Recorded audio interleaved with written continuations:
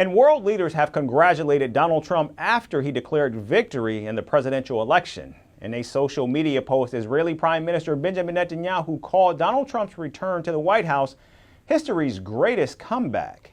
Netanyahu also called for a powerful recommitment to the alliance between Israel and America. Turkey's President Erdogan called Donald Trump's re-election a great struggle.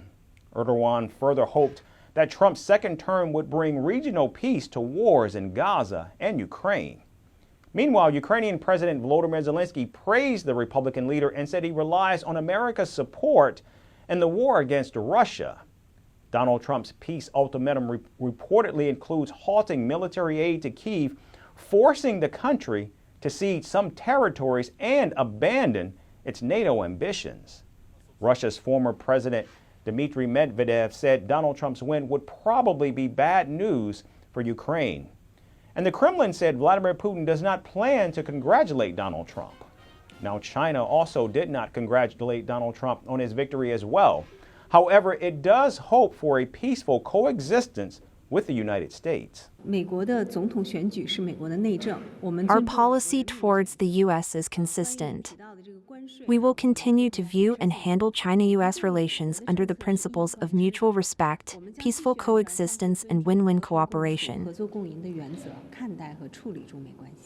Meanwhile, good wishes also poured in from the United Kingdom as Prime Minister Keir Starmer hoped for prosperity for both countries. French President Emmanuel Macron said he was ready to work with his incoming U.S. counterpart as they did just 4 years ago. And Italian Prime Minister Giorgia Meloni hailed Donald Trump's good work and called Italy and America sister nations. Indian Prime Minister Narendra Modi, who calls Donald Trump a good friend, posted multiple pictures of them together to wish him well on the win. Australian Prime Minister Anthony Albanese also congratulated Donald Trump, who defeated Vice President Kamala Harris in an extremely tight race. NATO Chief Mark Rutte, Hungarian Prime Minister Viktor Orban, and presidents of El Salvador and South Korea also hailed Trump's victory.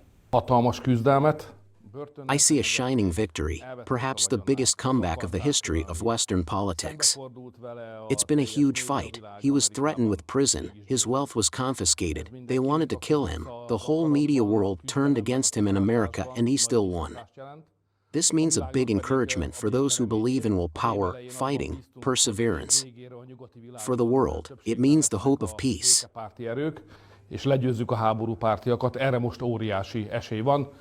Donald Trump has been critical of the NATO alliance and has even accused European partners of not paying enough for security. Now it's too early to say if Donald Trump will maintain his relationships with these nations, but all eyes will be on his decisions for Ukraine and Gaza, where he has repeatedly called for an end to the wars.